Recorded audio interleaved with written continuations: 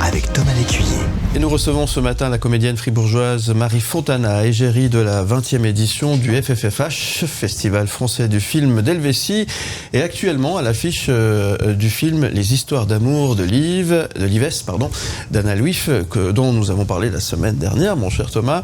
Une actrice aux 1000 facettes et en pleine ascension, et elle est avec nous ce matin. C'est l'émotion, pardon. Merci d'être avec nous. Merci à vous. Alors Marie, dans les histoires d'amour de Liv S, vous incarnez une comédienne justement, c'est un rôle un peu méta, c'est une jeune femme aux romances contrariées, un meilleur ami de l'héroïne, cette fameuse Liv. À quel point il y a de vous dans ce personnage ? Je pense qu'il y avait de moi surtout au début. Enfin, quand je dis au début, c'est-à-dire quand j'ai passé les essais pour ce rôle. Et ensuite, on a travaillé avec un coach qui a voulu ramener quelque chose de plus de gravité dans le personnage. Il y a moins de... Au final, il y a un peu moins de... La part solaire est un peu plus réduite, mais il y a quand même de moi dans le sens où il reste un peu cette naïveté, cet amour qu'elle a pour son ami, pour le théâtre. Mais c'est une très très mauvaise comédienne, donc j'espère qu'il y a quand même un écart entre elle et moi par rapport à ça. Est-ce que c'est toujours un challenge de jouer son métier, de jouer une comédienne quand on est soi-même comédienne ? Il faut éviter de l'effet miroir un peu ou, Non. Là, c'était vraiment... En plus, alors, il y a beaucoup de scènes qui ont été coupées au montage. On avait de nombreuses scènes... dans le cadre des répétitions et voilà, donc ce que vous ne voyez pas dans le film, c'est vraiment à quel point elle est mal à l'aise de devoir jouer, à quel point c'est un exercice pénible, mais que Liv l'encourage là-dedans, et bref, et après j'en dirai pas plus par rapport aux autres personnages parce que sinon ça spoilerait. Oui, le film est sorti il y a 2 semaines. Anna Louif était à votre place d'ailleurs il y a 2 semaines. Elle nous expliquait à quel point elle avait pris du plaisir à tourner ce film lumineux, joyeux et un peu mélancolique, adapté en grande partie de ses souvenirs personnels. Quels souvenirs vous gardez de ce tournage justement ? Des souvenirs assez merveilleux, je dois dire. Oui, on l'a attendu parce que on devait la tourner je ne vais pas dire de bêtises avec les dates, en 2020, et qu'il y a eu le Covid, avec le Covid, etc., on a dû le déplacer d'une année. Donc tout le monde était vraiment impatient de se retrouver sur le tournage, et on était une très très belle équipe. Le fait qu'on se soit retrouvé le pôle de comédiens en amont pour travailler avec le coach et pour créer du lien entre nous, c'était aussi très précieux. Il y a toujours une temporalité un peu étrange dans ce métier de comédienne ou de comédien. On tourne en 2021-2022, le film sort 2 ans après, on en parle maintenant. C'est très étalé dans le temps ce métier. C'est très étalé, surtout entre le moment du casting, alors maintenant ça date, et maintenant c'est vrai qu'il se passe beaucoup de temps et les souvenirs sont lointains, mais par contre je sais qu'il y avait une très belle alchimie, Anna, avec une grande douceur, précision, le travail était très agréable. Et d'être à Zurich, puisque tu l'as dit la dernière fois avec Anna, effectivement ça se tourne à Zurich alors qu'on parle toutes et tous français. C'était génial de pouvoir découvrir un peu plus cette ville. Alors, on vous voit actuellement au cinéma avec ce film. On vous a beaucoup vu aussi dans les rues. Vous êtes l'héroïne de la campagne d'affichage du FFFH, le Festival du film français d'Helvétie. Les affiches de l'édition de 2024 vous mettent en scène dans un couple glamour et romantique de cinéma. Les affiches sont magnifiques, presque une sorte de roman photo. Vous incarnez finalement un rôle, le temps d'une photo. Que raconte cette histoire avec cette série de photos pour ce festival et ce couple de cinéma magnifique? Mais ça, c'est tout le travail du photographe Guillaume Perret qui a été engagé pour ça, qui fait les affiches depuis de nombreuses années. Il avait vraiment envie de représenter un couple qui déambule au sein de ce festival. Un couple, on ne sait pas vraiment s'ils sont ensemble, si chacun cherche de son côté quelqu'un d'autre, mais c'était le but que ça commence de manière plutôt en pleine journée, donc en toute sobriété au cinéma, et puis plus la journée passe, plus il y a un léger décalage, et puis c'est ce qu'on voit un peu dans les affiches. Et il voulait jamais que ce soit une vraie relation, qu'on soit en train de se regarder. Souvent, il faut qu'il y en ait un qui regarde d'un côté et l'autre de l'autre. Et ça crée cette espèce d'alchimie particulière où en même temps on est ensemble, mais éloignés l'un de l'autre. Ouais.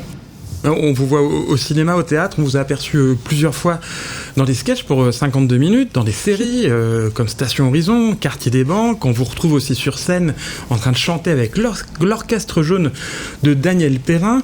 On a l'impression que vous n'aimez pas être rangé dans des cases, hein. Vous êtes un peu une touche à tout. Oui, et on me l'a beaucoup reproché.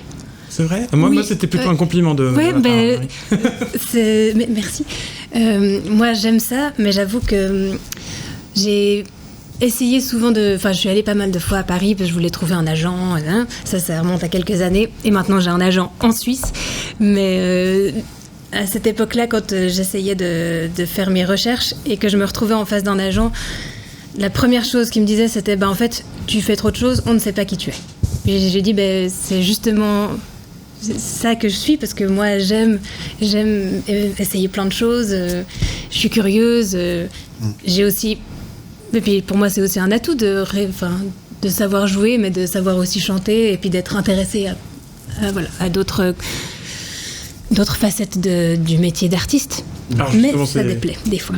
C'est quoi la rentrée de Marie Fontana, justement ? Qu'est-ce que vous allez essayer La rentrée, alors, comme j'en ai déjà parlé dans le portrait du temps, il y a ma sœur Diana Fontana et moi, on a coécrit et co-réalisé un court-métrage, et c'est notre premier. Et ça, je pensais pas que je me lancerais dans l'écriture, parce que c'est, pour le coup, vraiment quelque chose qui me terrifiait et je savais pas comment empoigner ça. Mais la dynamique avec ma sœur a très très bien fonctionné, et on s'est donné 3 jours pour écrire et réaliser un court-métrage dont on est ultra fiers, parce qu'on est allé au bout, parce que il est pas mal, quoi. Et puis voilà, maintenant on l'envoie au festival et on verra ce qui se passe. Mais voilà, on a découvert les méandres de la réalisation, parce qu'il y a plein de choses qui marchaient pas du tout dans ce qu'on a fait. On a fait ça à 2 avec un téléphone et un zoom pour le son. Ensuite, on a fait le montage et c'était un calvaire de se dire, mais mon Dieu, comment on peut monter ça ? Et en fait, ça s'est transformé grâce à nos erreurs de réalisation et de sauvetage au montage. Ça s'est transformé en un pilote, en fait, de petites séries. On se dit, mais génial, en fait, c'est une matière à faire une suite, et on l'a montré déjà à plusieurs personnes qui ont eu ces mêmes retours. En parlant de série, il y a la série House of Switzerland aussi. Ouais. Alors, c'est pas House of Cards, c'est House of Switzerland, dont le pilote a été tourné il y a quelques temps et que vous espérez toujours développer. Mais oui.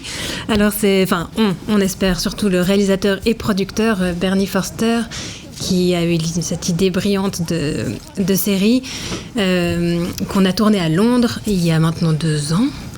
Et qu'on balade en festival encore maintenant. C'est quoi le pitch de cette série ? Le pitch, pardon. Donc, c'est le bureau de tourisme suisse qui est basé à Londres. Donc, on y retrouve un univers à la fois suisse-allemand, suisse-roman et anglais. Ça parle les 3 langues au sein de ce bureau. C'est un peu un The Office version Rushdie Graben, j'ai envie de dire. Oui. Ça fait envie. Et puis, évidemment, j'ai une dernière question pour vous. On vous retrouvera aussi sur scène, parce que vous restez aussi une comédienne de théâtre, une comédienne qui aime les planches. On vous retrouvera notamment à l'Octogone et à Nuit Tony, dans un nouveau spectacle mis en scène par Mathias Urban. Un spectacle, une pièce de théâtre. Oui, exactement. Ça, qui s'appelle Emmerdement, et que je vais découvrir en octobre, parce que je ne connais pas le texte. C'est Antoine Jacou qui écrit pour nous, et c'est la surprise. Donc je peux pas vous en dire plus. Emmerdement, vous n'arrêtez pas, quoi. En février-mars. On n'arrête jamais. J'en profite très vite, parce que c'est important, et c'est un peu un tabou. Oui. Parce que oui, je suis très visible en ce moment, et c'est génial, et merci de m'inviter. Mais j'ai quand même, par exemple, jusqu'à janvier, là, j'ai pas de travail qui rapporte de l'argent. Donc j'ai du temps pour écrire et faire mes projets, et c'est génial. Mais souvent, la réalité de comédien, c'est qu'aussi, il y a tous les projets qui tombent en même temps, et puis on doit en refuser, et puis on travaille 7 jours sur 7, et puis du matin au soir, et tout à coup, il y a un vide intersidéral qui se crée. Mais ça laisse le temps aussi pour de prendre son courage à 2 mains, de se dire, on fait nos projets, on profite de nos passions extérieures, puisque j'ai aussi plein de passions extérieures. Merci de nous partager avec nous, parce qu'effectivement c'est souvent tabou, on ne le dit pas forcément, et là merci de l'avoir énoncé. En tout cas, bravo et merci et bonne suite en tous les cas. Merci Voilà, beaucoup. et puis vous venez quand vous voulez, il n'y a pas de souci. Yes. Si On vous se avez sent bien vraiment rien ici. à faire, on vous accueille. Il y a des choses qu'on n'a pas Je tout à viendrai faire. faire quelques émissions avec Thomas. Merci beaucoup Marie Fontana. M le média,